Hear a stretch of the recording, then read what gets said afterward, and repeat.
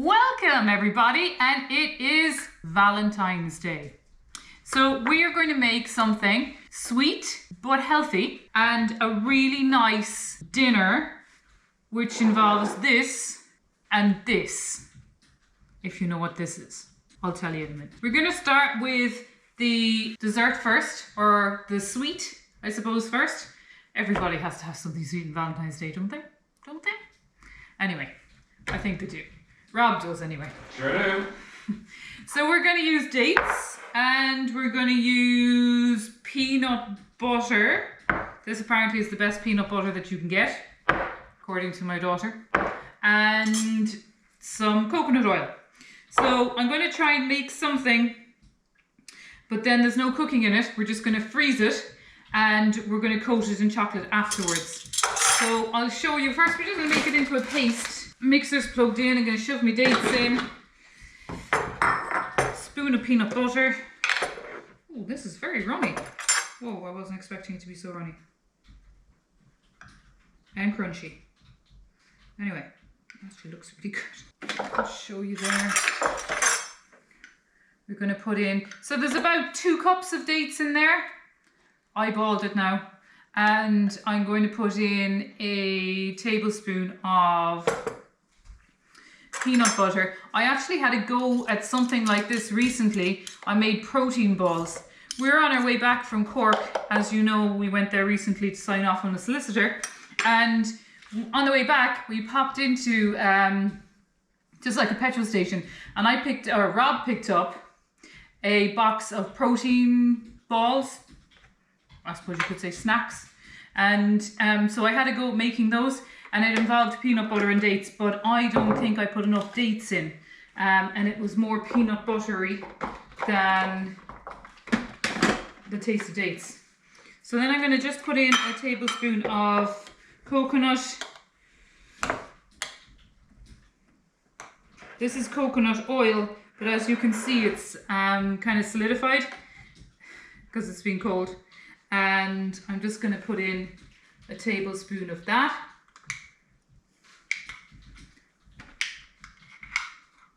Ish. There we go.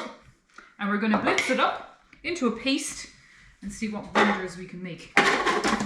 So let's get the blitzer going. Now my mixer is not terribly good at the minute. I'm sure it's kind of on its last legs. However, it does seem to have done what I wanted it to do. I thought it would turn out a bit thinner or finer. Actually, it's not too bad. Better than I thought. So I'm going to put it into this tray, and we're going to just smooth it out. I'm going to tip it in.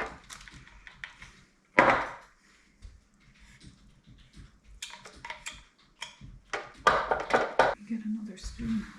Maybe a fork, actually. Press it into the corners. We've been using dates for lots of things really since Christmas, and it's such a great substitute for sugar. Just trying to get it to lie down so that then I can freeze it and it'll come out like a slab. I guess actually could have put this into a Tupperware or something. Doesn't necessarily need to be in a tray. Let's give it a taste.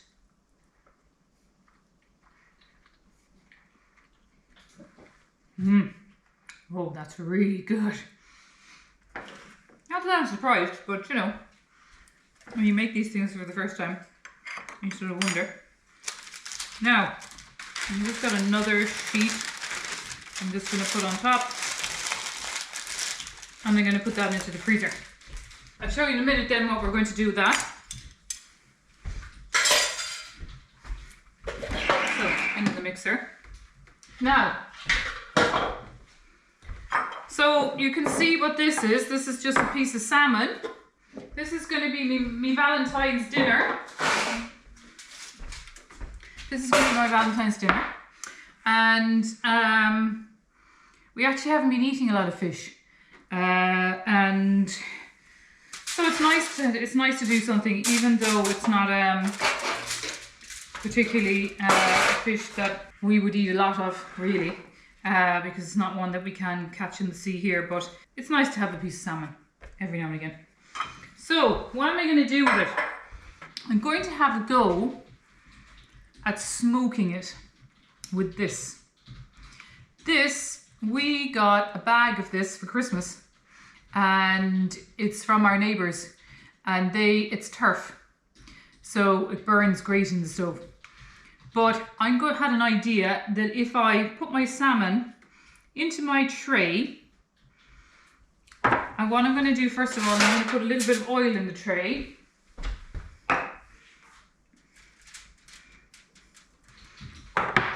And lay the salmon out.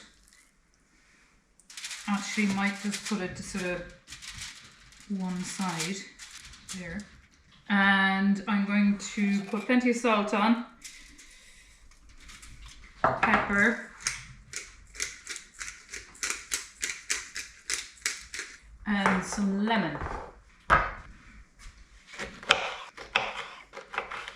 We'll use the whole lemon because this is quite a big side.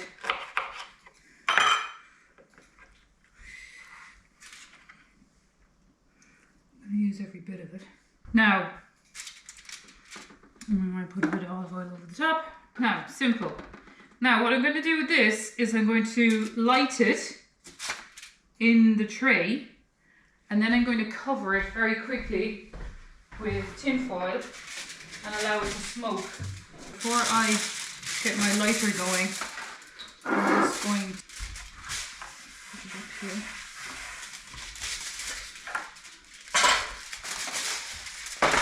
I'm going to get my cover ready. There. Right, that's the plan. So I'm going to light the turf now, and hopefully it's going to give a nice smoky flavour to the fish. Now, this is easy to do when it's in the stove, but it'll be interesting to see how easy it is to do here. Maybe this would have been a bit cleverer to do this outside. Don't try this at home. It's ran out of gas now. How annoying is that? If you do this, make sure it's not petroleum-based fire lighter. These are soy wax bamboo strips, I think, are they? I don't know. Right, let's try that much. That's a lot of turf. You don't need that much at all. I couldn't crack it off. Oh, I see.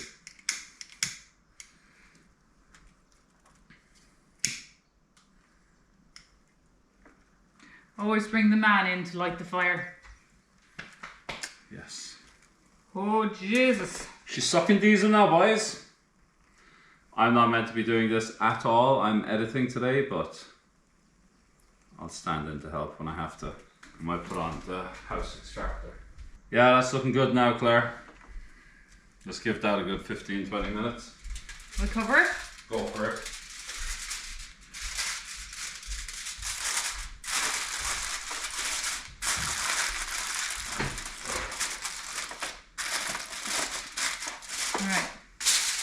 Lid's going on. Rooney came down just to check that we weren't burning the house down. Very good of it. Right, so we'll leave that smoke away, and I'll be back to you in a minute as to what happens next. We are in the barn, and I am just checking what we put away, the seed potatoes from last year. Last year wasn't a brilliant year for potatoes.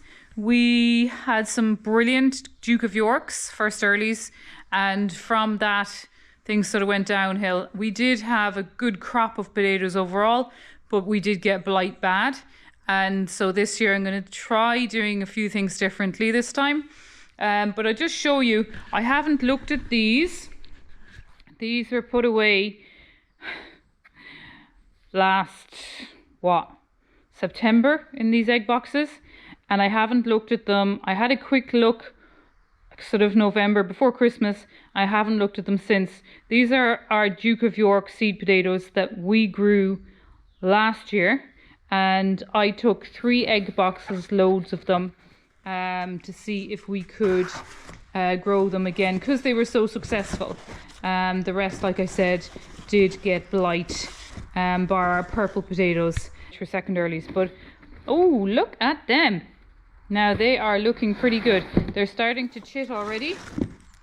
So I'm quite happy with those. I expected to see the odd rotten one, but it all looks pretty good. Yeah, they were really good potatoes. So yeah, I'm quite happy with that. Looking really good. So I'll bring you inside and just show you what our plans are for this year's potatoes, because we were so unlucky with the blight. And so they're fine for seed potatoes for growing. We'll be planting those definitely. And I'll show you what else I've got planned for this year.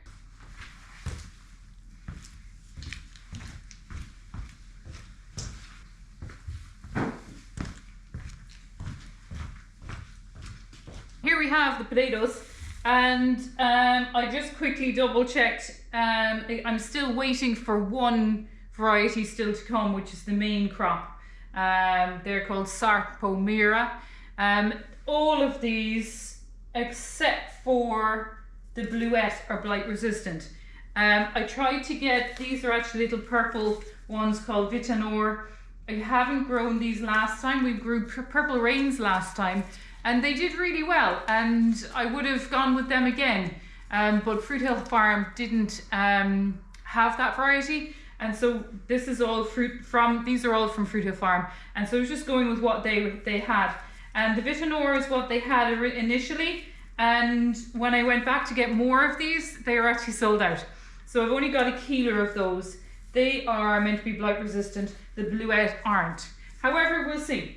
And they're both sort of like second early varieties. So yeah, we'll see where we go with it. Then I got Kelly potatoes. They are main crop. And then Vitabella. The Kelly potatoes are your traditional Irish flowery potatoes, blight resistant. And these ones are called Vitabella. They are second earlies, and they are more of a like sort of a salady potato, but almost an all-rounder really, but not particularly flowery.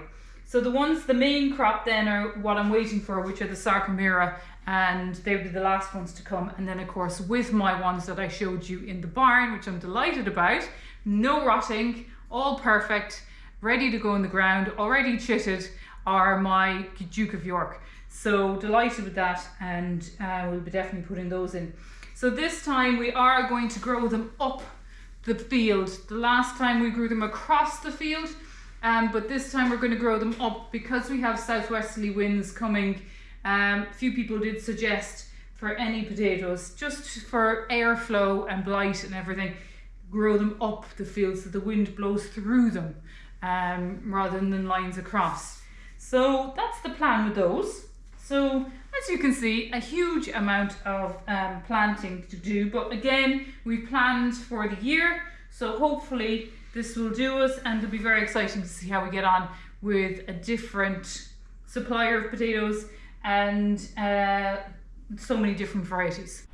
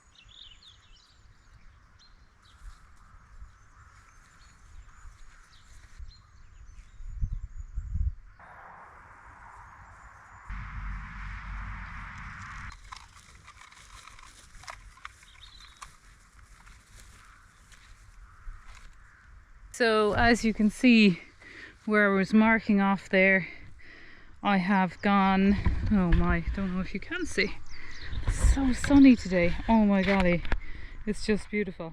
But anyway, you see my other peg. Not quite. Maybe here. So I have a peg here, sorry, and down straight to the bar, to the end, circling up around to this peg and across. So that quarter, a little bit less than a quarter of the circle, is going to be potatoes.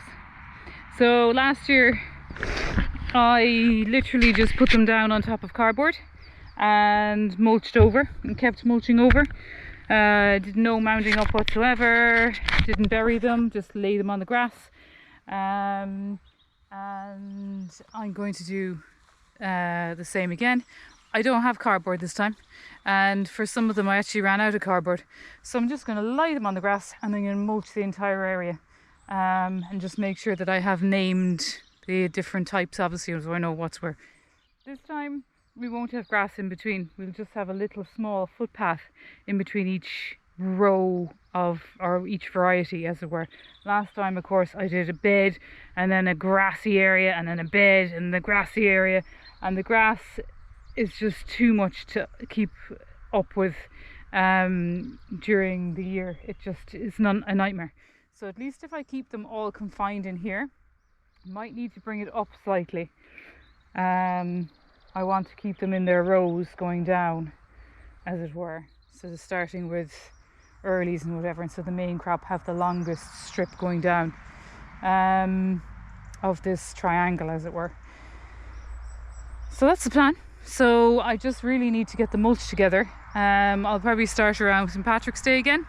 What I did was I did St. Patrick's Day, and then I think I did every fortnight to 3 weeks after that of each variety. So there was a consistent arrival of them, and we weren't bombarded with a pile of potatoes all at once. So that's the plan. Hopefully main crop then will keep, and I am hoping this year that everything that we grow we will keep from seed potatoes next year. So if I'm lucky, I won't need to go and buy any. I'm so happy with my Duke of York that I can now see how easy it is to do it when you have the indoor dark space to keep them in. I didn't know if it was dry enough. I thought the barns might be a bit damp, but all has worked out really, really well in regards to the seed potatoes, the one variety that I had, the Duke of York. So hopefully next year, no buying. We will just use what we grow. That's the plan. We have successfully smoked this. I'm really quite excited to see how this turns out, because it took a couple of goes to get this really hot, or enough that it would create a constant smoke, but we got there.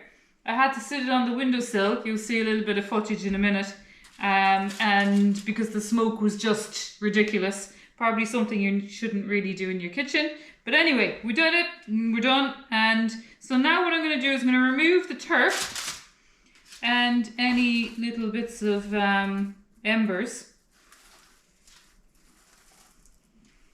There we go. Probably could put the turf into the fire. And I'm going to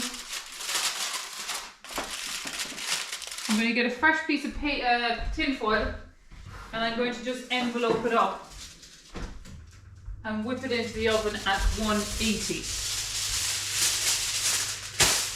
And we'll see how it comes out. And I'm going to pop it into the oven and cook it away. Now, the best part. So I have frozen, it's really good actually. I have frozen the date, what do we have in it? Date, peanut butter and coconut oil, and it is now in a nice slab like so. Maybe just turn it over. I don't know, it's okay, we'll leave it like that. So what I'm going to do is, we're very lucky, and where Kira works, One day Kira will be cooking on it with us on here. But the place where Kira works is a really good health food store, and she managed to get us some organic chocolate, what do you call them? Drops, I suppose. And I am going to just slowly melt those over the heat. And then what I'm going to do with these, I'm going to chop this up into little squares and we're going to dip them in the chocolate. So I'll just get these melted first. Just going to square these off.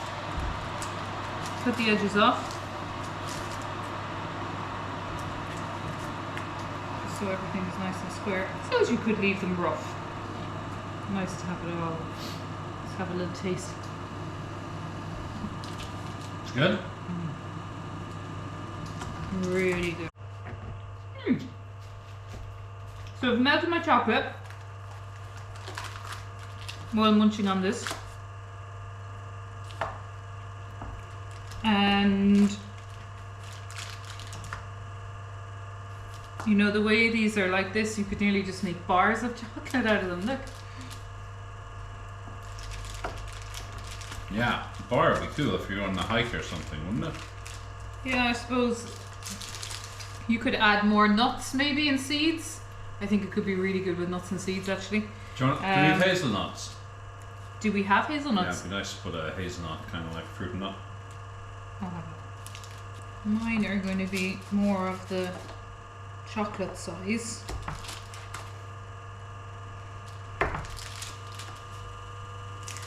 And now I'm going to just dip it in the chocolate.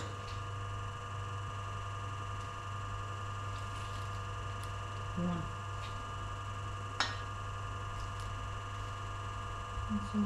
Now there might be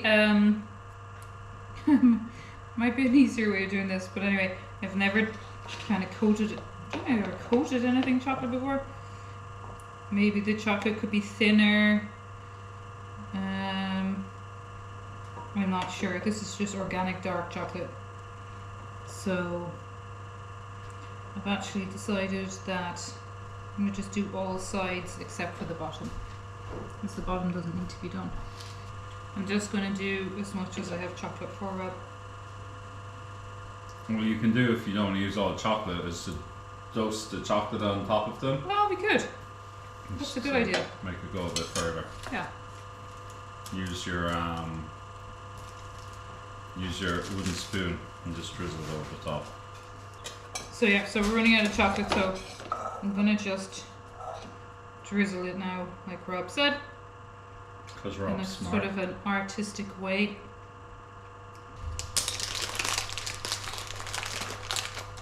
Except this should have been done at the start.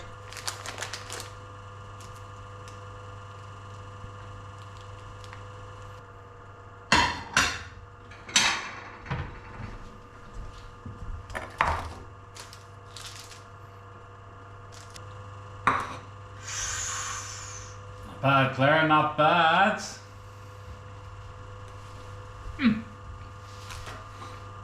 And there we go.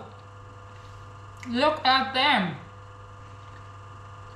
You could put a sprinkling of icing sugar on. Nah, sea salt. Sea salt would go really well, Rob. Wouldn't it? So Rob made the suggestion there that maybe a little bit of sea salt might be nice on them, and there's just such an amazing taste off them, isn't Real it? caramelly, aren't they? It's like caramel. It's like a caramel square. This isn't really the right salt, but because we probably sea salt would be better. This is Himalayan salt. I'm just going to try it. Getting your And, salted caramel on. We'll see. These ones are salted. Just in case it doesn't work. The moment of truth. So I popped in. I shall give the verdict. It hasn't taken all day to cook it. It's just that... What did we wait for? We did give it a long time smoking. We gave it a fair bit smoking. We have ducks coming tomorrow, so Claire had to fix a tiny little duck run. You'll see it tomorrow. And then we forgot we have to pick up 2 deer and a pig from the butcher. And then we came back and we had to make some dinner for Ash. And then we're looking at this now. So this is cooked. I suppose we weren't going to eat it tonight, were we? We're gonna do a lunch. We have some people coming over. We want to do a nice lunch, and so we want to serve this cold. But Claire wanted to make sure that the smoking worked. We've done smoking in the past before with like apple or cherry or oak chips, but we haven't done it with turf. No. Oh, the timing from this dog. Look at this. The dog is bringing in the bottle of wine. She knows it's Valentine's. This is pretty cool. This is from my daughter. Check this out. There's a drink I showed you a while back called 19 Crimes. This is called Canine Crime, so I think that's funny. Anyway, let's get back to it. To the dinner. Right, so we'll open up the parcel. Oh, still a nice bit of embers going. The smell. I guess I'm not used to the smell of turf, but there is some strong smell of Turf. turf, I guess. Yeah. Did you explain what turf was? No, I didn't explain what turf was. Oh my god, I just took it for granted that everybody knew. It's a very Irish thing. Yeah, you go on. Turf is the bog. I think it's thousands of years of vegetation, which is kind of, it works in Irish climates, that, you know, like leaves and branches collapse, they begin to compost, but it's a very wet turf bog, so it doesn't fully compost. And then thousands of years later, people come along with an old, I can't remember what it's called, it's like a turf cutting knife. I'll add a picture. And they take a small little sliver off, they put them up on a wall, they dry it out for, I want to say 4 months. Yeah, 4 months to dry it. Like a season. And they stack them in the west of Ireland, they put them on top of the stone walls to dry. And then when it gets cold during winter, you just burn them. And you're not allowed to buy them anymore now because it was kind of like, it was damaging the environment. So, but you can still be gifted them. Some people still have a right to cut turf on their own land, but they can't sell it. So we got a gift of it. And a lot of the old Irish cookbooks we have, they used to inadvertently smoke their food because you always cook the food over the turf fire. So a lot of the old Irish foods that we have recipes for lack smoke because they're kind of accidentally, as a byproduct, the Irish food would be smoked normally. So fish, then you probably would have hung that in the chimney. In some places they would have had a little nook up high in the chimney where they would have been smoked. That's more of a hot smoke, and I suppose not very common over here, but in Scotland, some places in Ireland, you'd have a cold smoke. So this is a mix between a kind of a hot smoked salmon and a kind of an oven roast salmon. And I think we just had a massive storm, and a lot of people were without electricity for up to a week or more. And a lot of people were saying that, you know, if it wasn't for having their turf and their wood fires, which everybody now, you can't buy a house in Ireland that has a fireplace. So now you can't buy one. You can't build a brand new house. You can't build a new house in Ireland with a fireplace. No houses in Ireland have been built with fireplaces. So a lot of people are saying, you know, if it wasn't for still having the turf and the solid fuel, they'd have been very stuck. So we're just going to take a little piece off the end, maybe, Rob. Yeah. That's the top. I know, it looks good. I love it.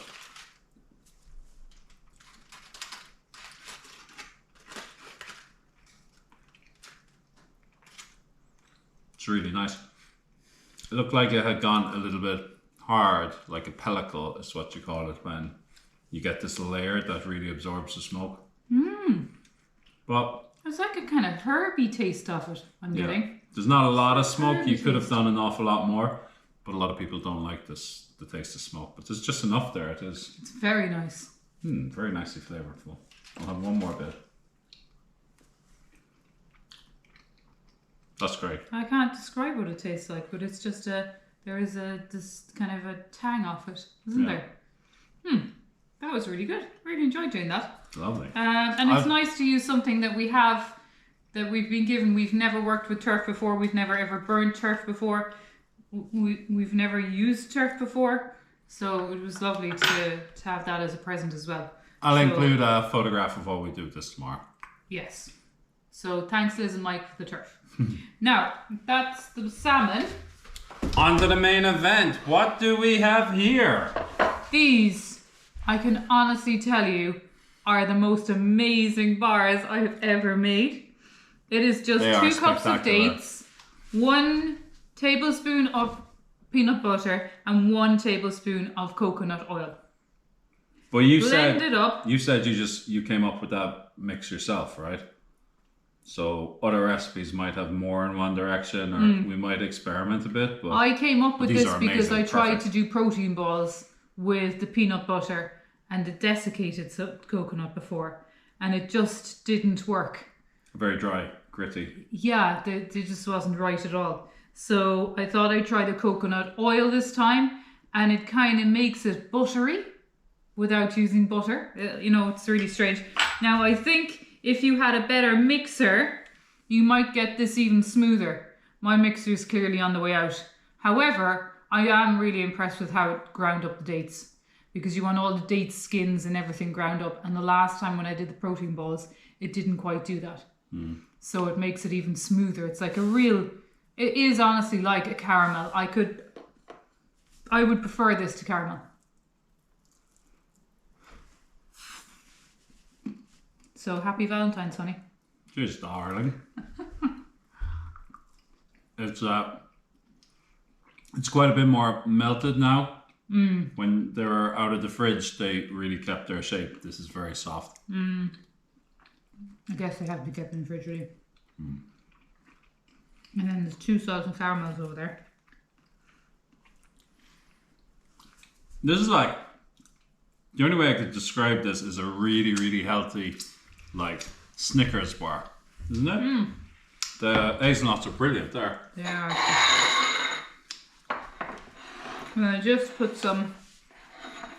I should just point these out. I didn't have salt. Sea salt would have been nice, flaky sea salt. But however, Himalayan salt is as good as we got. Yeah, the hazelnut's brilliant in it. And the salt and the sweetness Oh wow, yeah. is just unbelievable, isn't it? The salt really, really kicks compared to the other one. That's unreal. I'm going to sprinkle a bit of salt on Yeah, it. we definitely put salt in that. I They can't get are over good. how healthy these are. And no sugar or honey or anything No added. sugar, no honey, just purely dates for sweetness. And this chocolate is, I think, is 85% cocoa. So there's very little sweetener in that also. Amazing. It's gorgeous. Actually, it's even nice without the chocolate on it. And just as the kind of caramel slice. So, that's kind of the end of Valentine's Day. Well, no, we have our hot tub set up now, so we are going to go out into yes. the hot tub. We are going to the hot tub where we've been every night this week. Every night, this will be the 7th night. Yeah, it is Amazing. an absolute, oh my God. When you've been working outside in the rain and the wind and doing all the stuff we've been doing,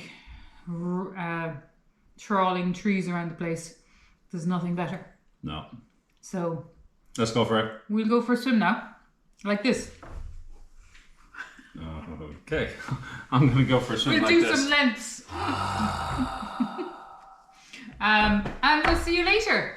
So thank you for following us. Thank you for commenting. Thank you for everything. We love this channel and we love giving you a bit of something different on top of our other channel. And just thank you for the support is massive. It's absolutely massive. It's more than we ever thought we would have. And it's just, we love every bit of it. We love the community.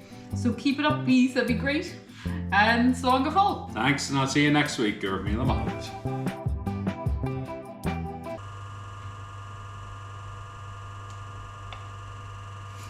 I can't get it out of the chocolate. Oh dear.